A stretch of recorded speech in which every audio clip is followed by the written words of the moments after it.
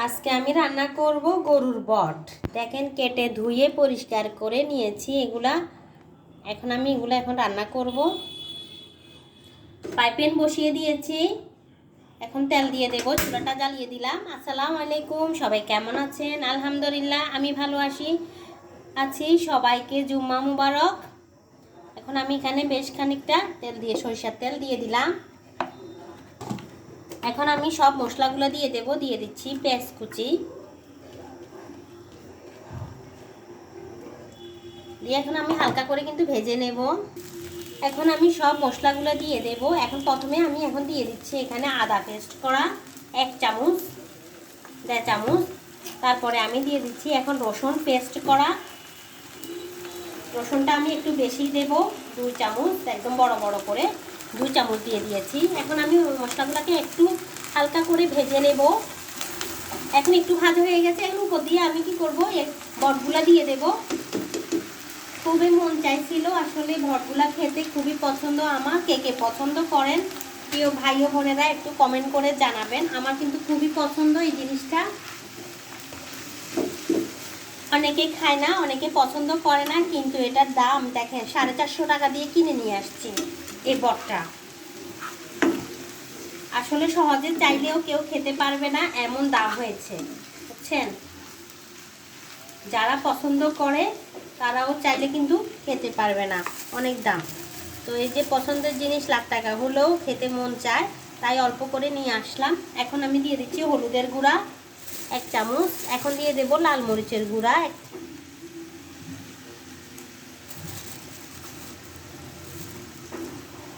2 চামচ দিয়ে দিলাম। এখন দিয়ে দিচ্ছি আমি গোটা মশলাগুলা এই যে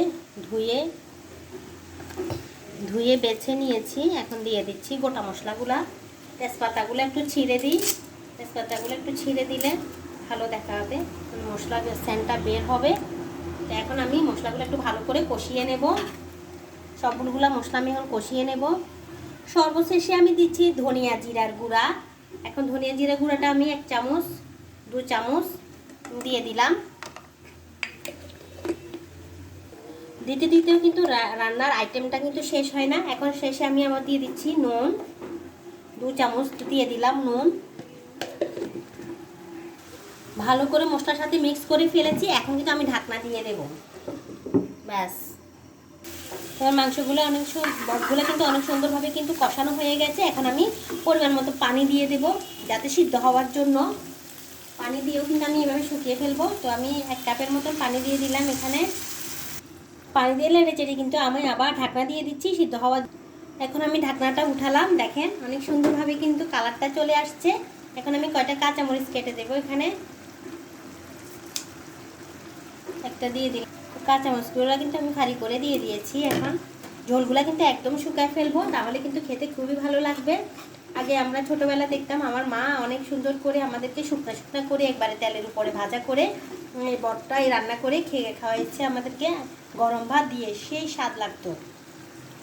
তো আমি সেই জন্যই ও তখন থেকে খেতে খুবই পছন্দ করি গরম ভাত দিয়ে এই বট রান্না না ভাজা, একদম শুকনা করে একবার ঝোল একবারে রাখবে না, তেলের উপরে উঠে ফেলবো। ঝোলটা একদম কমে আসছে।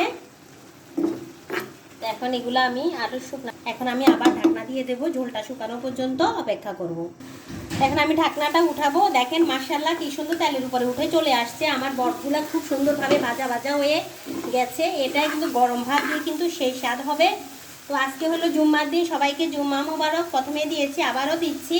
তো বাসায় যে থাকবে, ছেলে হোক মেয়ে হোক, সবাইকে কিন্তু, মেয়েরা তো যেতে পারবে না, ছেলেদেরকে বেশি বেশি করে মসজিদে যাওয়ার তাগিদ দেবেন, কারণ সমান সোয়াবের ভাগিদার আপনিও হবেন।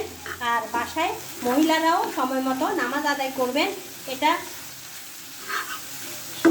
তো ভিডিওটি যদি ভালো লাগে অবশ্যই লাইক কমেন্ট শেয়ার করবেন। অবশ্যই ভালোবেসে পাশে থাকবেন। দেখা হবে অন্য কোনো ভিডিওতে। সে পর্যন্ত ভালো থাকেন, সুস্থ থাকেন। ইউটিউব থেকে যদি দেখেন অবশ্যই সাবস্ক্রাইব করে দেবেন। আসসালামু আলাইকুম।